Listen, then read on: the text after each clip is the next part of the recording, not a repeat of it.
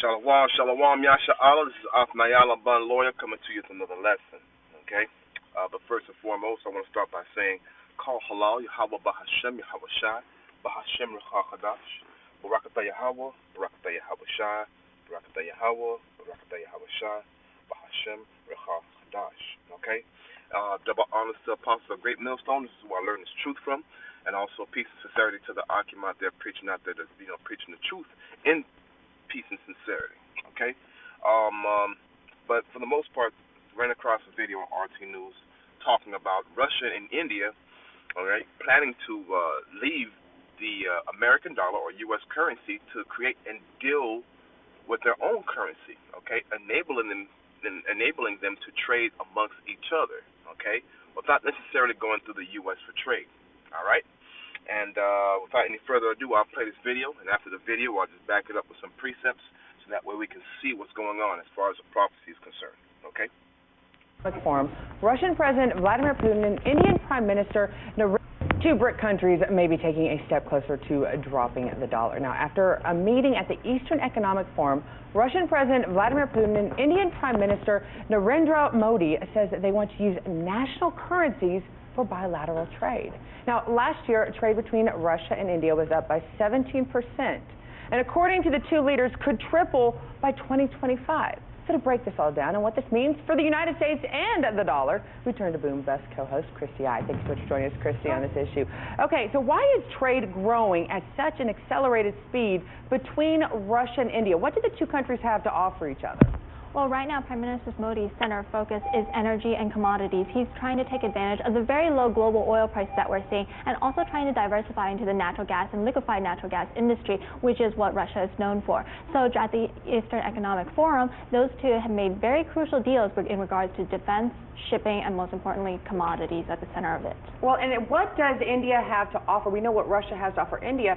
They want to diversify, but what can they offer to Russia as kind of a part of this partnership? They have structured multiple deals in exploring the Arctic region and opening up the Northern Sea Route, which has become increasingly crucial in terms of the commodities trade. The Eastern Sea Route is going to definitely strengthen their position, and is also going to be quickly becoming the next Suez Canal in becoming like the crucial commodities transports for doing shipments in that region. That they are estimated to ship over 18 million tons of commodities within the next upcoming year. Well, and with so much controversy about the pipelines going through Germany and going through Europe, this makes it look like this is an easy deal to get around that. And so it begs the question, though, is India the only one that Russia has to worry about in negotiating that sort of travel space?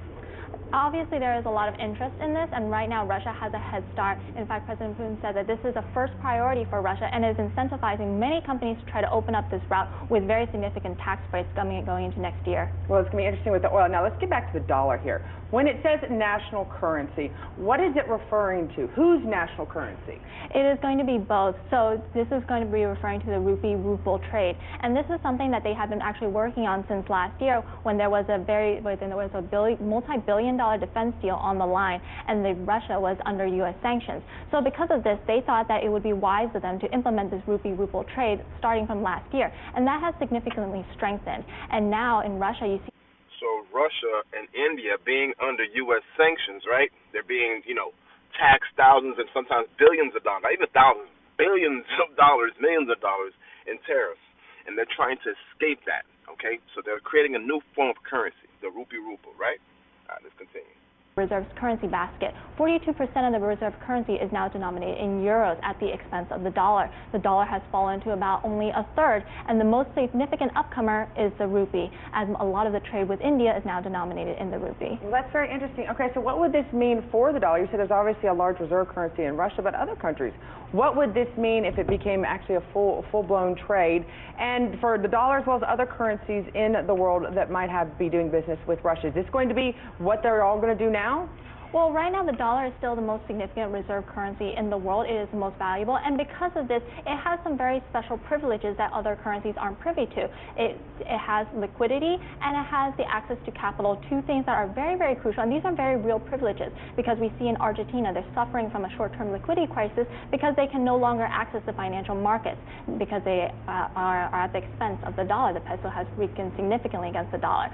So because of this, the dollar has a very good position. But up until recently, people are now concerned that because of this and Trump's position and policies, he has kind of weaponized the dollar. And so countries are now afraid, and they're thinking, what kind of autonomy do we have as a country if we are held at the whims of President Trump and the dollar if he chooses to weaponize it? Would we be at a trade disadvantage? So because of this and many of Trump's policies, many countries are now choosing to move away from the dollar because they see vulnerabilities in being too overly dependent on it. So from a global economic standpoint, is it better to have diversity where every country has its own form of currency that they're trading in, or does it make more sense that we have one united front of one united currency? Obviously, having one united currency does make trading and liquidity. So there you go, one united currency, right? The introduction to the RFID microchip. Okay, let me grab a verse real quick, Salakia. And, we'll confirm that. This is going to be in Revelations, let me see, I think it was 13, 11. All right, and it says, and I beheld another beast coming out of the earth, and he had two horns like a lamb, and he spake as a dragon, and he exercises all the power of the first beast, okay? And this other beast is today what we call America, Babylon, all right? The daughter of Rome, so to speak. Rome reincarnated, Rome 2.0, okay? And it says he exercises all the power of the first beast, right, before him, and causes the earth and them which dwell therein to worship the first beast whose deadly wound was healed. And how did they do that? They did that by recreating or reinstituting the laws that were, being applied during the Roman rulership. They brought them back into, the same, the government of the United States. All right, where Rome had the Senate, we have a Senate. We have the Democrats and Republicans. It's the same thing, okay? And it says, and he doeth great wonders, so that he maketh fire to come down from heaven on earth in the sight of men. Right. So now, when you look at history, right, when did mankind or Esau was ever able to call fire from the sky? When he dropped them bombs. When he came up with that atomic bomb, the nuclear bomb. All right, when he dropped it on in that Hiroshima bomb, fat boy, he dropped that bomb on their ass, okay? And these people didn't know how to, never seen anything like that before, fire fall from the sky like that. That was the first time, okay? So the second beast is talking about Babylon. That first beast is talking about the Roman Empire, and it says that, and it deceived them that dwell on the earth by the means of those miracles which he had power to do, right? Because, Esau calls that his power science, right? And science just means to know. So he's able to, tap into other type of technology through his science. He's able to, to do these things, these great wonders through his science, okay? Through his technology. And it says in verse 14, by the means of those miracles which he had power to do in the sight of the beast, saying to them that dwell on the earth, that they should make an image to the beast, right? Which had been wounded by a sword and did live. And he had the power to give life unto the image of the beast, that the image of the beast should both speak and cause that as many would not worship the image of the beast should be killed, right? Okay, and the image of this beast, all right, is this system that we call democracy, okay? All right, and what's the image of democracy today? That U.S. dollar. And what's going to be the image of this image? What's going to be the representation of this image soon in the future? It's going to be that RFID chip. All right, and it says in verse 16, and he causes all, both small and great, rich and poor, all right, free and bond, not free or bond, free and bond. So whether you're in the lower state, you're a bum on the streets, or you're the richest man on the earth, all right, you're going to take that chip. to receive the mark in their right hand. And that word, that Hebrew word for mark is charagma, right? Apostle Tahar always says that this is the year of the charagma. And on their foreheads, and that no man might buy or sell. And this is what she's talking about, a uniform or unilateral form of currency, okay? And that no man might buy or sell save he had that mark or the name of the beast or number of his name, okay? Here is wisdom. Let him that hath understanding count the number of the beast, for it is the number of a man, and his number is 666, okay? And verse 18 is a whole nother, But the Lord is telling us, look, man, these are the things that's going to happen, as I begin to draw closer to the earth. This place is going to lose its power, okay? Let's continue. People do have that biasism. However, at this point in time, people want it. Salakia, let's continue, and I'll back it up with some more scripture. We're in a unilateralism community probably about a decade ago, but now under the current policies, we have shifted to more protectionist policies. And unlike previous decades, the new sanctions that have been enforced are not in agreement with each other. Before, they had the support of allies. The allies supported every single sanction that was implemented. They supported all of the policies that were implemented. But because now we're going into almost a protectionist cycle, and every single country is now worried about their own currency, the state of their own economies, and it's more so going away from this multilateralism community that we've grown so accustomed to in decades. It's almost like America first has now become my own, insert country here first, my own country first. That could be a positive and a negative. Christy, thank you so much for going in detail with us. Thank you. Hey, YouTube, thanks. All right. So that's pretty much it for that video. Now, I want to go to some precepts real quick. And the first precept I wanted to pull was Obadiah 1 and 7. Okay. And it says, all the men of thy confederacy, right? And, what is confederacy? Let's look that up. Let's look it up on this. Let's go to the blue letter real quick. That way we can get some understanding. And define some of these words. Okay, Obadiah 1 and 7. Okay. So the Hebrew word for confederacy is barayat, okay? Excuse me. And it means covenant, alliance, pledge between men, okay?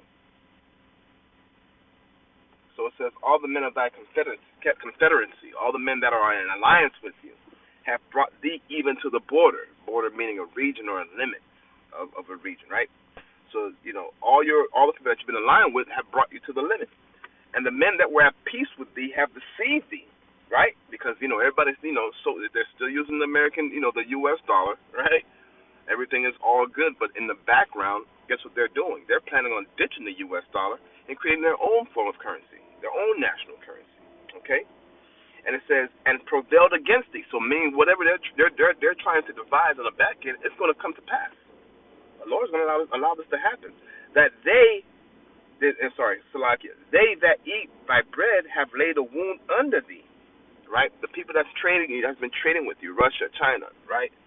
China, aligning itself with Russia and Iran and so on and so forth. All right? They've laid a wound under thee. There is none understanding in him. They're not going to try to see that because everybody's for their own nation. They got to look out for their own people, right? Should I not in that day, saith Yahweh, verse 8, even destroy the wise men out of Edom and understanding out of the mount of Esau? Right. So these Edomites, these so-called elites, they're going to be confounded. They're not going to know what to do, and the Lord is going to make it so. All right? Even down to the whole governing body of this so-called country. All right? I got another one for you, too. All right? And this is talking about the downfall of Esau. This is Job 20 and 6.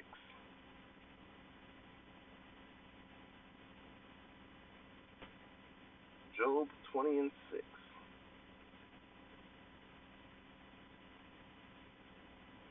It says, though his excellency mount up to the heavens and his head reach unto the clouds, yet he shall perish forever like his own dung. All right? It's going to be a perpetual thing when the Lord brings Esau down. They which have seen him shall say, where is he? He shall fly away as a dream, and shall not be found. Yea, he shall be chased away as a vision of the night. Right? So it's going to come to a point anytime you see a damn Edomite, you're just going to be kicking his ass, chasing his ass out of the damn place, you know? The eye also which saw him shall see him no more. Now neither shall his place any more behold him. His children shall seek to please the poor, and his hands shall restore their goods. His bones are full of sin of his youth. Right? Because, you know, they love to say, well, you know, especially right now in America, what are they trying to do? They're trying to hide the history of slavery because they're embarrassed, all right, of their history, right? His bones are full of sin of his youth, which shall lie down with him in dust. Though wickedness be sweet in his mouth, though he hid it under his tongue, though he spared it and forsook it not, but kept it still within his mouth.